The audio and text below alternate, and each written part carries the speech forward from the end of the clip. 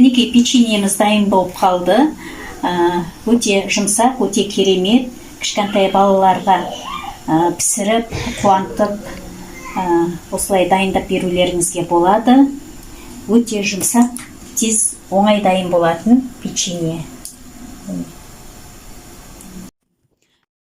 Бүгін бір жұмыртқадан өте тез, өте оңай жасалынатын дәмді печенье жасайтын боламыз. Оған бір жұмыртқа, сосын секерді салып, әбден араластырамыз. Секері ерігенше әбден араластырып аламыз. Сосын оған сұйық майымызды құямыз. Әбден араластырып, оған разделителімізді саламыз.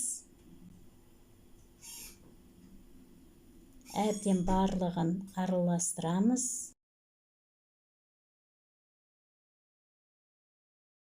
Сосын оған ванилинімізді қосамыз. Барлығын әбден араластырып, өте дәмді, өте жұмсақ печенье шығатын болады. Үстіне електен өткізіп, ұн саламыз. Барлығын араластырып, ұнымызды әбден електен өткізіп,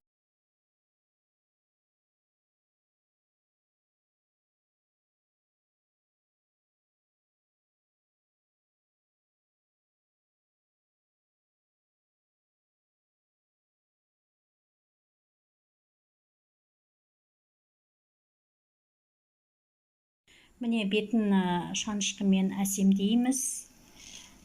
Әсемдеп аламыз шанышқымен. Осылай әсемдеп аламыз. Сосын қызып тұрған духовкеге салып пісіріп аламыз. Мінекей печеньеміз дайын болып қалды. Өте жұмсақ, өте керемет. Кішкентай балаларға пісіріп, қуантып, осылай дайындап берулеріңізге болады. Өте жұмсақ, тез оңай дайын болатын печенье. Лайк басып, комментария жазып, мені қолдап кетіңіздер. Жақсы, келесі кездескенше достар.